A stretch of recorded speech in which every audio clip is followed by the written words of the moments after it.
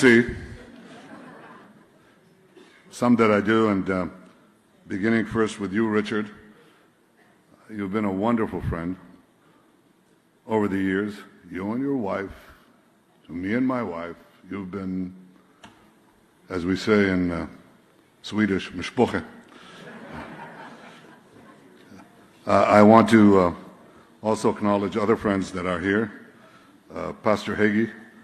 Pastor Hagee? Ambassador Danon, our UN ambassador who brought ambassadors, and I know there are other ambassadors from the UN and from Israel. Welcome. Equally,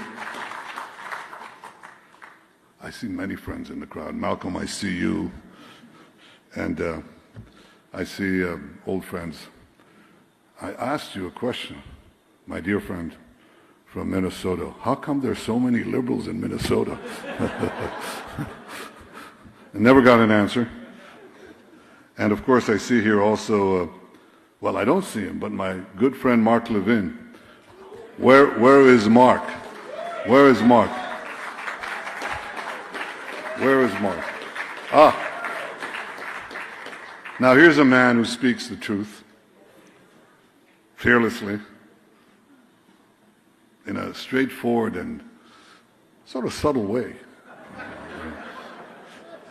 And he is an example of what all of you are, but especially what JNS does, and I want to acknowledge Alex Tremaine, CEO, for the work that you do, to, he said, to counter the conceptia. I said, no, it's not countering the conceptia, it's just to speak the truth. That's what we need. Because there's a reason. Because you cannot build peace and security on lies. If you do so, sooner or later, these lies will crash on the realities of the Middle Eastern realities. You cannot do that. They crash. All these theories that are promoted over the years that are contrary to reality, they don't stand over time. They fall like pieces of an iceberg into the ocean. And very soon nothing is left. So you need a solid foundation. And the only solid foundation is the truth. So I want to encapsulate some truths for you tonight, because I think they explain where we are today. In the founding of the State of Israel, 77 years ago, we faced a fairly united Arab world. It was led by Gamal Abdel Nasser. He promoted the idea of pan-Arabism. He would unite the whole Arab realm under his leadership, under his rule. The source of unity, one of the sources of unity, was to drive Israel, that is to oppose the founding of the State of Israel. That was done by the Egyptian regime before him, to prevent the Jewish state from being established. But once established, it had to be removed. It had no place. Right in the center of that great Arab domain, there couldn't be a Western state. We were foreign interlopers. We were foreign interlopers, right? I mean, we're here in Jerusalem, about a kilometer away from David's capital, which was established 3,000 years ago. We are not foreign interlopers. We're not the Belgians in the Congo. We're not the Dutch in Indonesia. We're the Jews in the Jewish homeland, Judea. Well, that's one truth, an important truth. But equally, they tried to not only, at first they didn't try to actually annihilate our history, they just tried to annihilate us. And it wasn't such a big task. We were very small, really on a strip, tiny strip on the edge of the Mediterranean with Jerusalem. We had Hebron, a few thousand years, and very little else. And the idea was you can cut to the sea and finish it off. So they didn't waste time on propaganda. They just organized themselves, having, from our point of view, miraculously defeated them in the War of Independence. They didn't think it was over.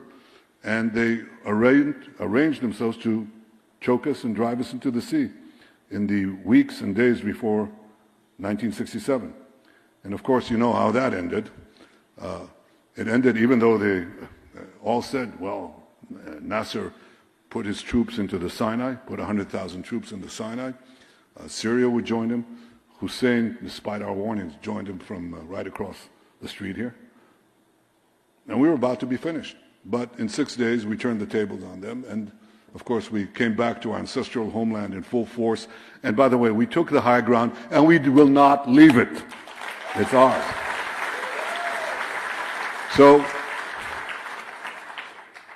they still didn't give up. They tried the war of attrition, and then in 1973, a combined attack, this time by 2 Arab armies in the Yom Kippur War. They surprised us. Within 3 weeks, we were at the gates of Damascus and Cairo, and that ended that. And so that began this whole situation where they attacked us again and again, created a situation where the Arab world began to realize that Israel is here to stay and that they have to make their dues with it. And so we began a process that began first with the peace at Camp David between Begin and Sadat, and later the peace with Jordan that was signed by Yitzhak Rabin and King Hussein. And so what you had is that the Arab world was slowly coming to realize that Israel is a fact that cannot be removed, and they were beginning to make peace with us.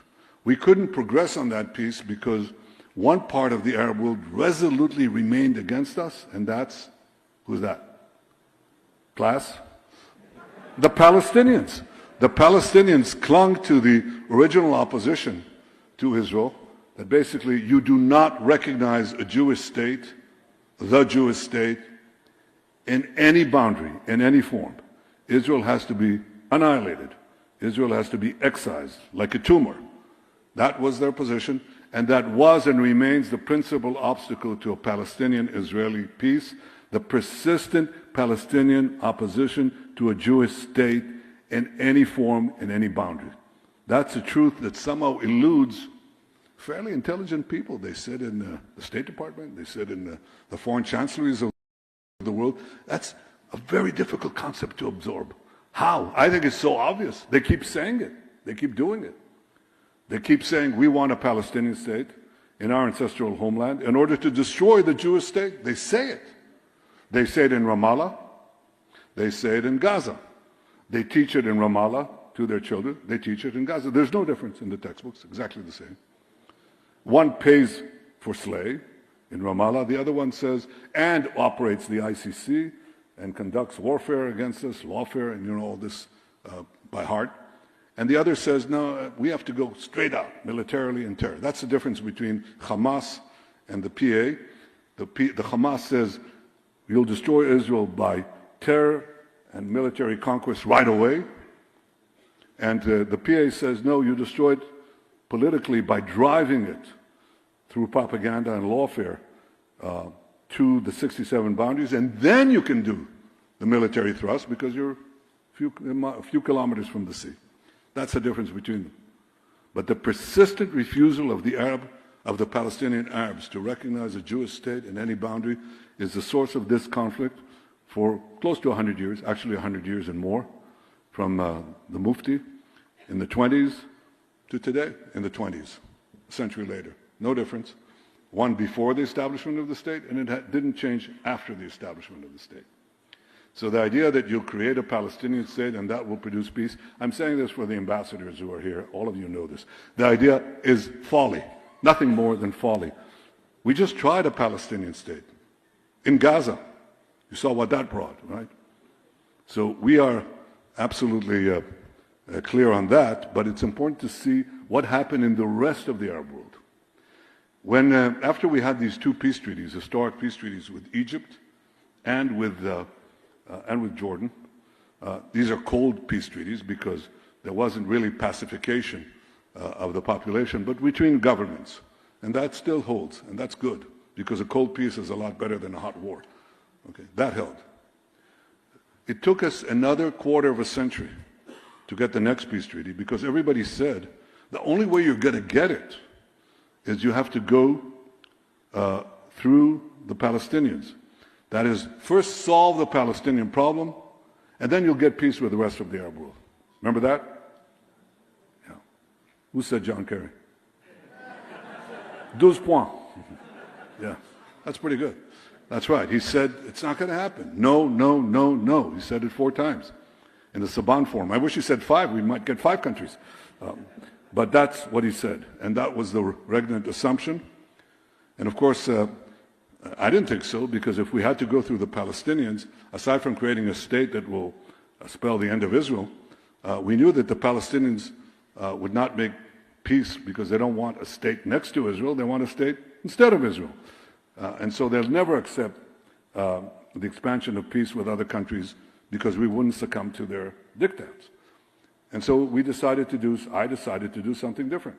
I decided to go around the Palestinians, and we went directly to the Arab capitals, made 4 peace treaties with 4 Arab states in about 2 months.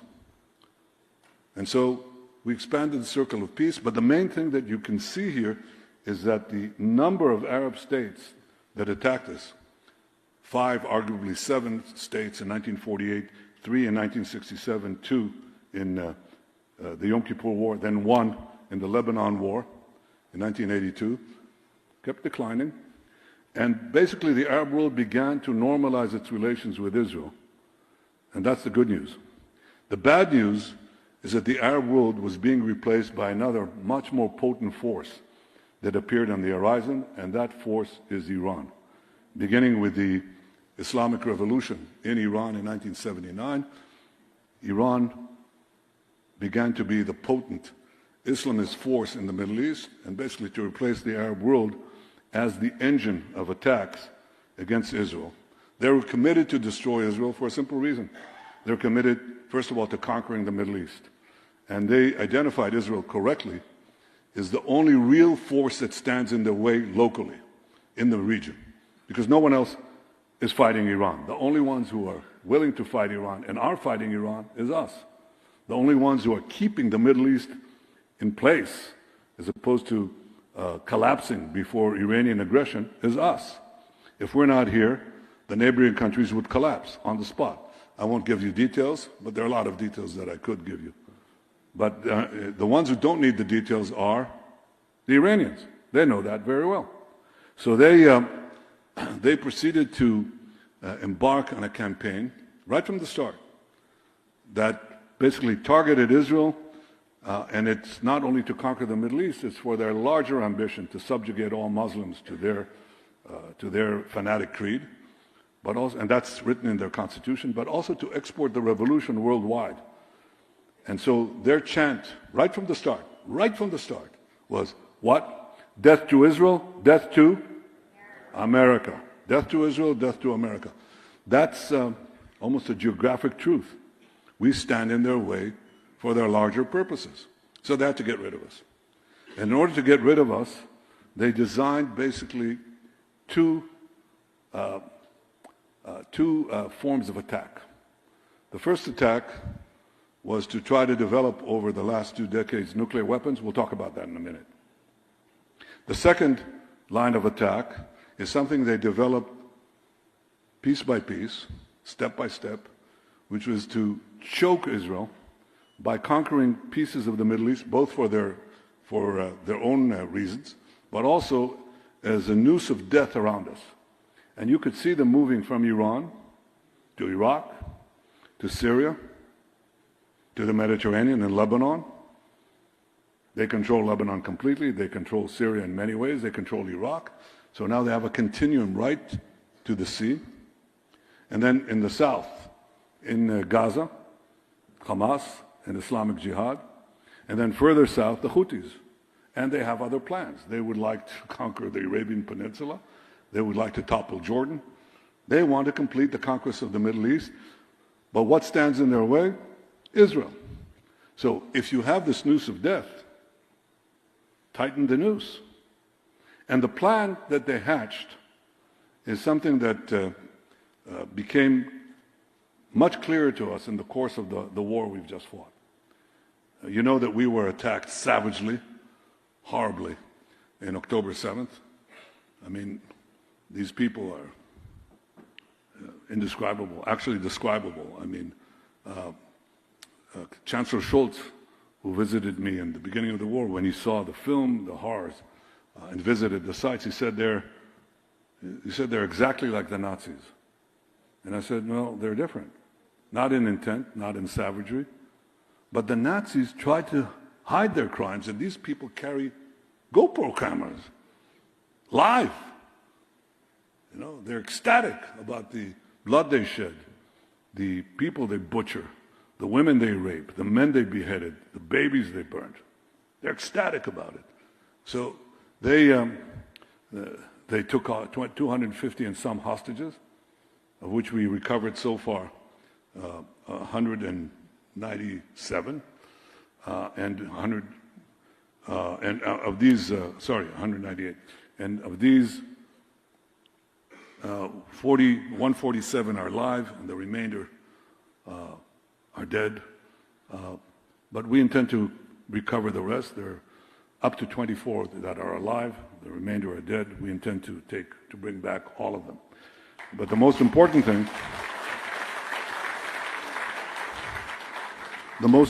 that we had to do was to stop the invasion, which we did.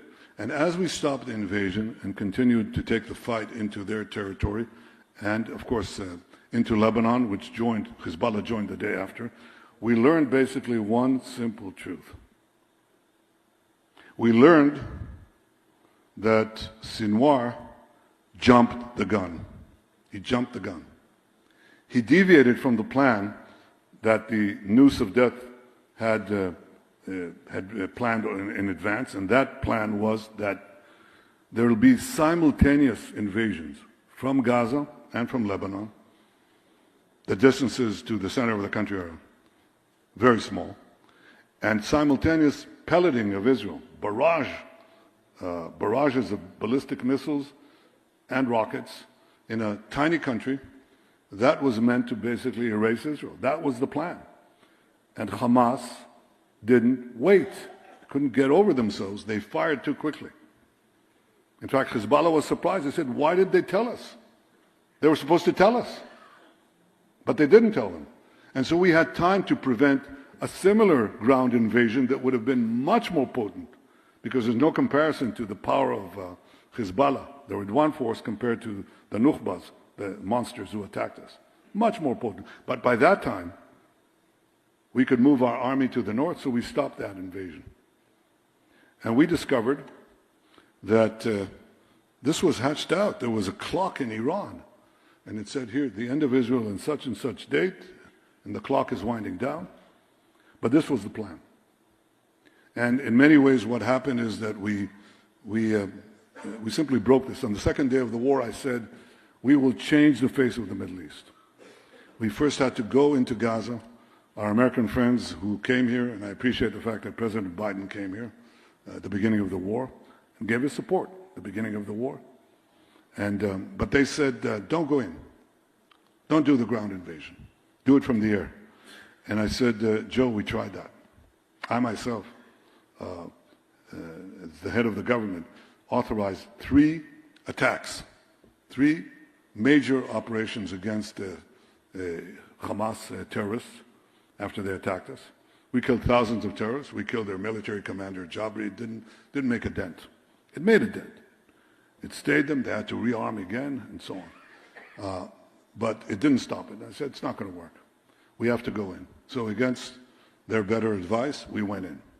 And then they said, well, very soon the propaganda war began to work against us. So as we were making our military thrust, the diplomatic support that we had at the start of the war turned against us. And now we were facing pressure to mitigate the fight and very soon to stop the fight. We went into Gaza City. They didn't like it. We went into Shifa Hospital, some hospital, right? They didn't like it. We went into Khan Yunis, and then we reached the outskirts of Rafah. And there the Americans said, don't go in. Don't go in. And if you go in, we'll put an arms embargo on you. And I said to President Biden, look, I respect you. You're the President of the United States. Please respect me. I'm the Prime Minister of the one and only Jewish state. We are going in.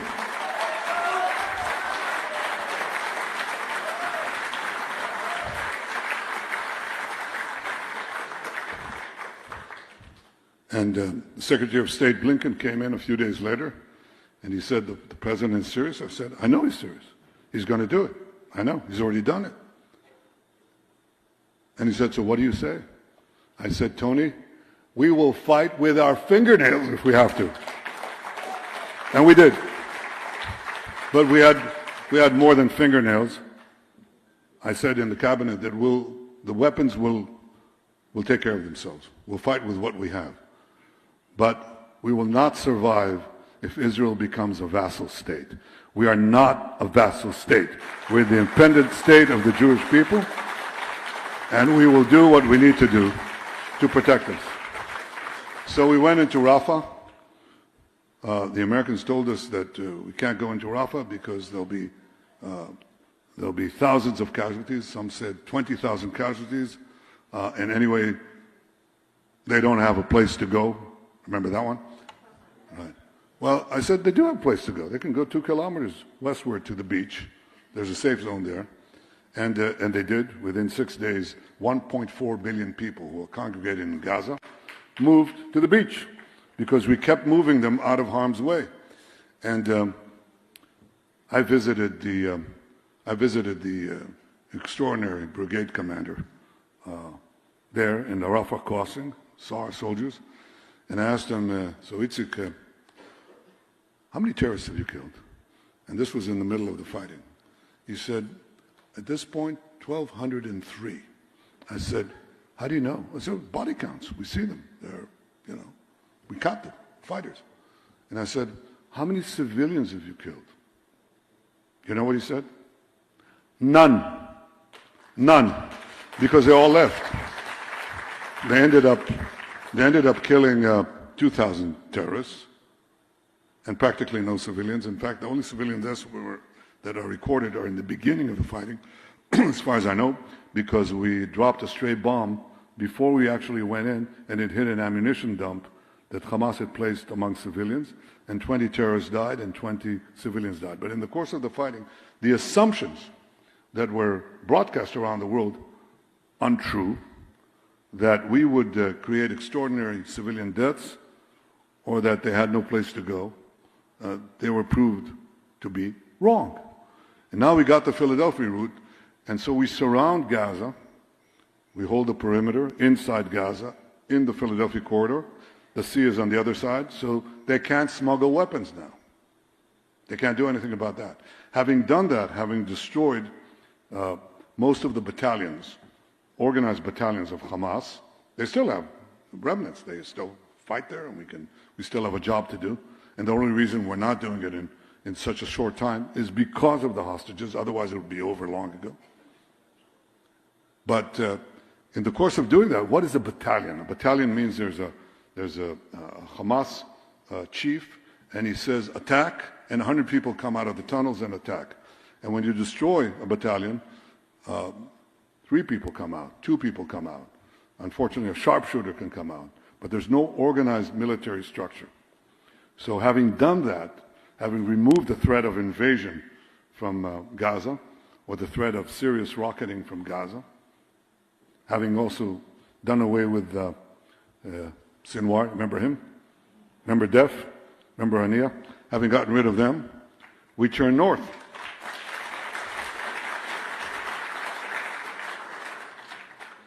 And having turned north, we had this small thing, the beepers. You remember the beepers, the pagers? Yeah.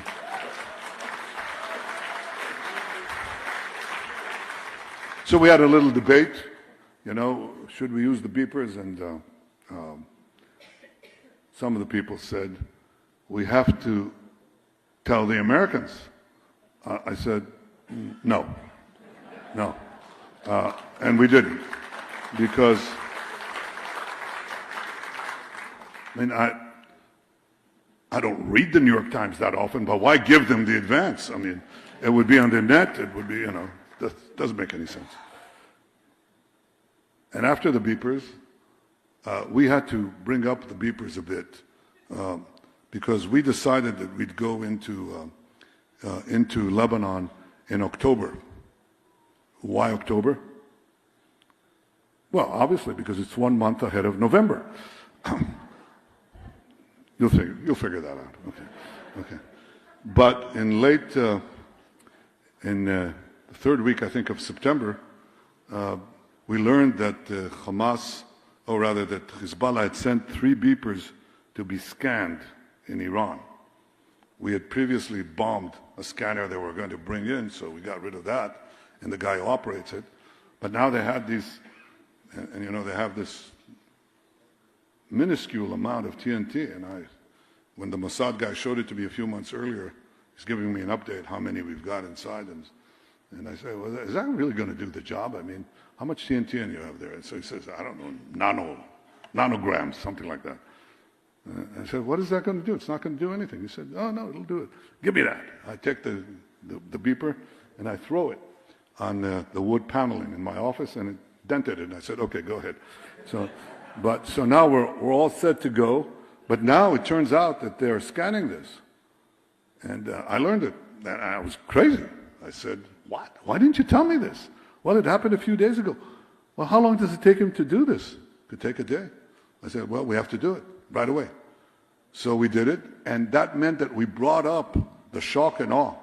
The beginning of the great campaign in Lebanon, we brought it up about 3 weeks while the army was supposed to prepare in those 3 weeks the war, right?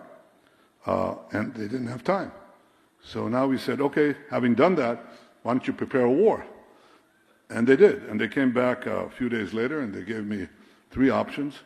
One is do nothing, wait, see what the beepers do. The second, because we always wanted to take the Hezbollah out of the battle. I didn't think it was a good idea to just leave them intact, but that was option 1, which they didn't really mean. Option 2 was conquer Bulgaria, something like that, an impossible task. That's the way they do these things. And option 3 was sort of a mixture of command posts here, command posts there. And I said, well, let's have option 4. And option 4 was targeted at the missile and ballistic missile storage main stock that Nasrallah had built over the years in private homes, because he was relying on the fact that we would not attack private homes. And he was right, we didn't over the years. But we set a goal for the army, attack these homes, but get the population out. And they came back 48 hours later with a brilliant plan, brilliant plan. They commandeered Lebanese television and radio. Can you imagine? This is the idea of telling you, if you're a resident of, leave, because they had a missile in every garage and a rocket in every kitchen, and they would open the roof, and out it comes, and so on. And that was done. So in 6-7 hours, we destroyed the bulk, not all, but the bulk of the main weapons directed against us that Nasrallah had built over 30 years.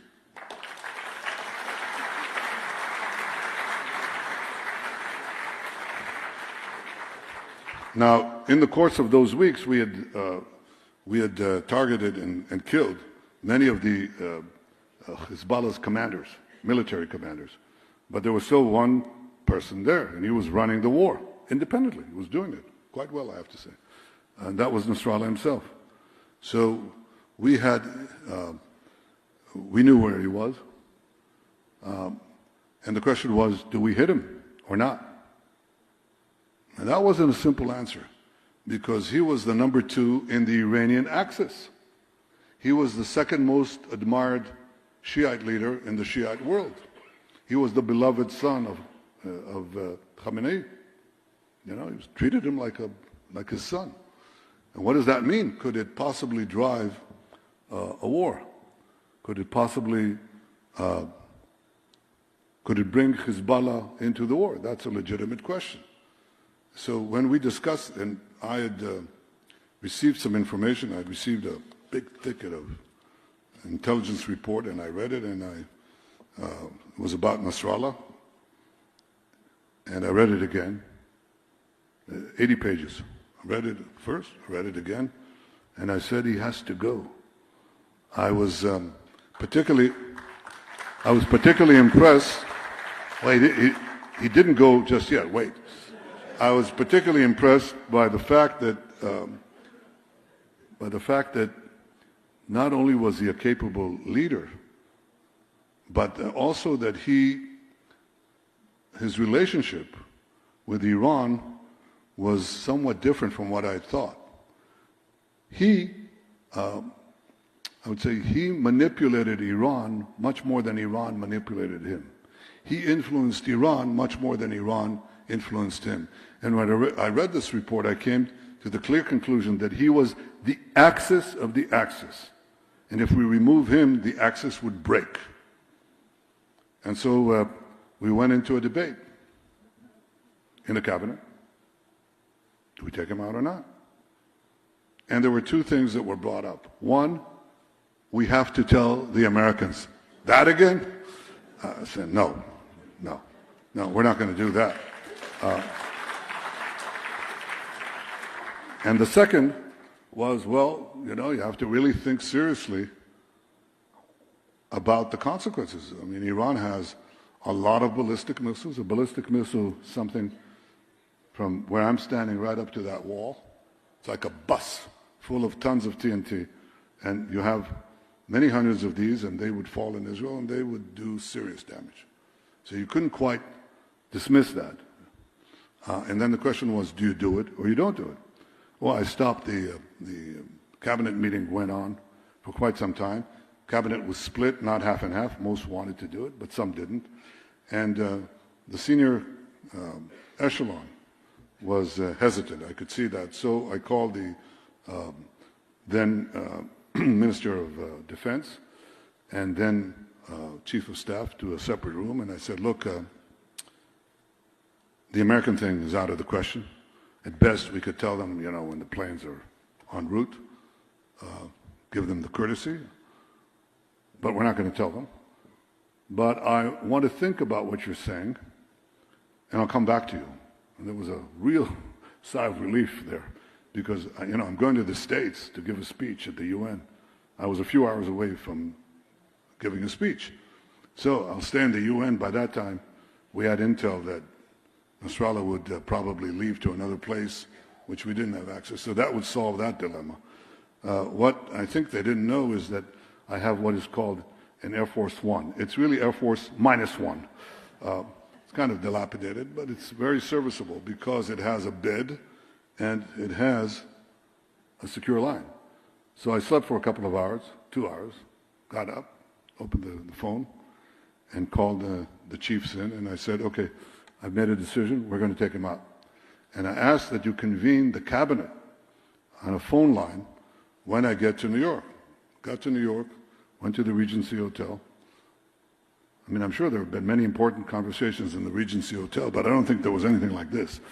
And we had a cabinet meeting in the Regency Hotel and decided on the attack. I still had to write my speech, which I do. What a bore. So I spent the night writing the speech, but also taking 2 other phones to make sure that the planes take off, that the logistics were okay. And went to give the speech. And right after the speech, I was meeting some Israeli journalists. I don't do that very often. And there's no point. And my military secretary came in and gave me a note with one word, Butsa, done.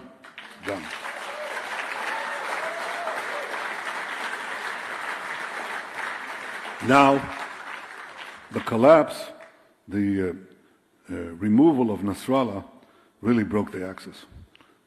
It was a terrific blow. Some people are irreplaceable. And so far, he's been irreplaceable. And so, having delivered that blow to Hezbollah, we also delivered a blow to Assad, because Assad was relying heavily on Nasrallah. He wasn't relying on his army. During the civil war, every time he got into real trouble, Nasrallah would send thousands and thousands of fighters to help him. And now there was no one to send the fighters. So there was an opening, obviously, which Ashara used. They didn't understand. How come they're coming in every place there's no one to fight? And they just kept moving from town to town with the full blessing, that's a diplomatic word, by Turkey. But Iran, understanding that their amazing, unbelievable investment in the axis. This is the axis. You have to have a continuum to supply Hezbollah. And that was going down the tubes. And so they had to rescue Assad. And what they did was they wanted to send 1 or 2 airborne divisions to help him. And we stopped that. We sent some F-16s to some Iranian planes that were making some routes to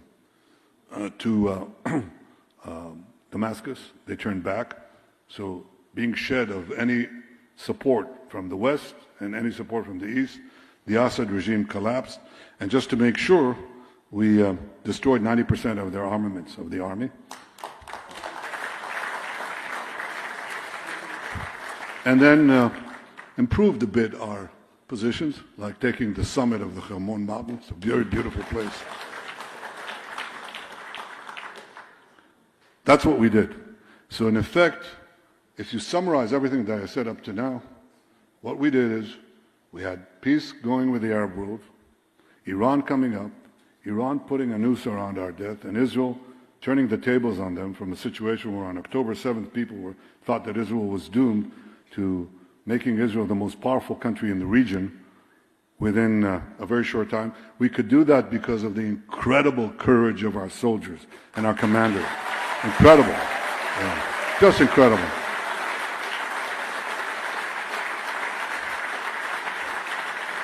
I mean, they're really the Lions of Judah. I mean, they really fight.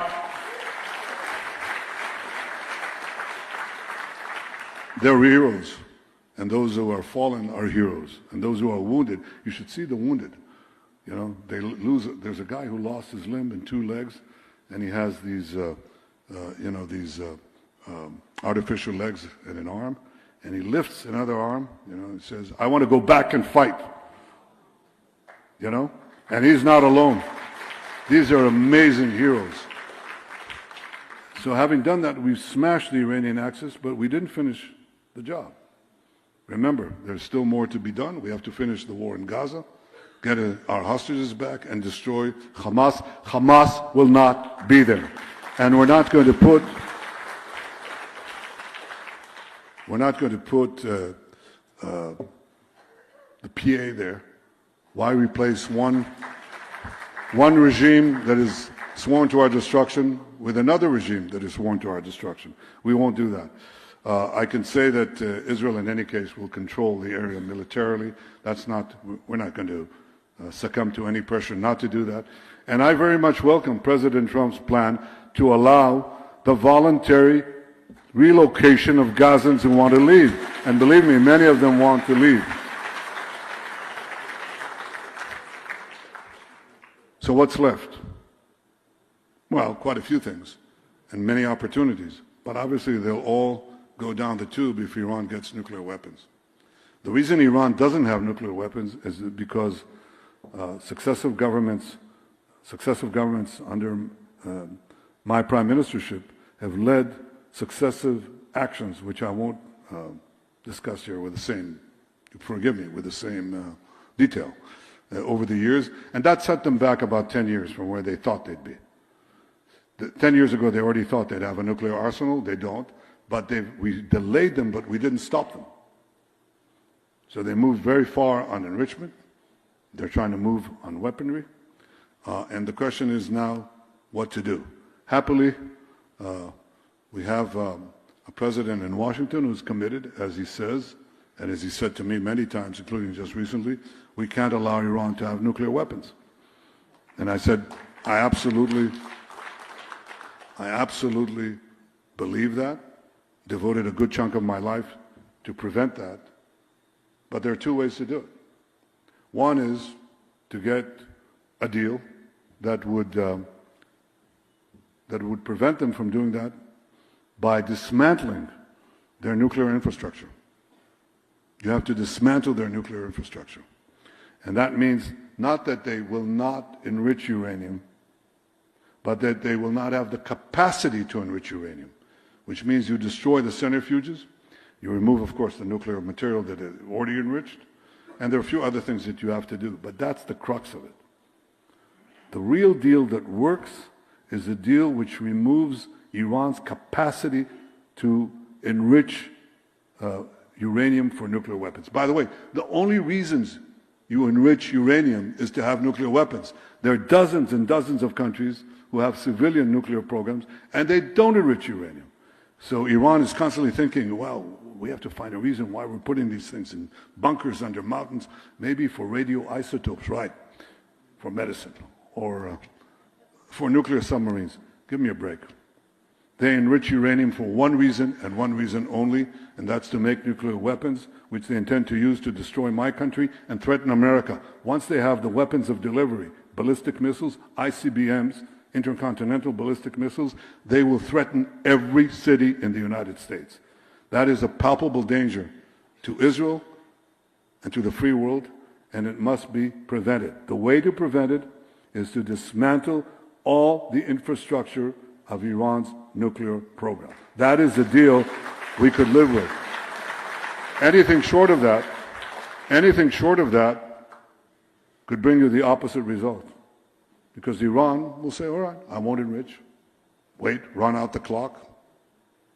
Wait for another president. Do it again. That's unacceptable. Equally, I think we should bring in the ballistic missiles, the prevention of the development of ballistic missiles into the deal. I think these are the two requirements. I said to President Trump that I hope that this is what the negotiators will do. We're in close contact with the United States. But I said one way or the other, Iran will not have nuclear weapons.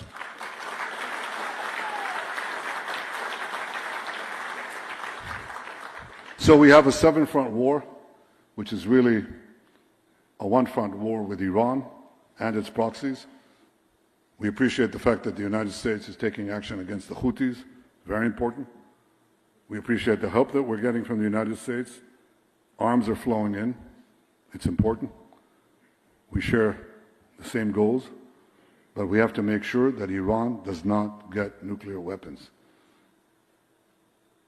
A bad deal is worse than no deal.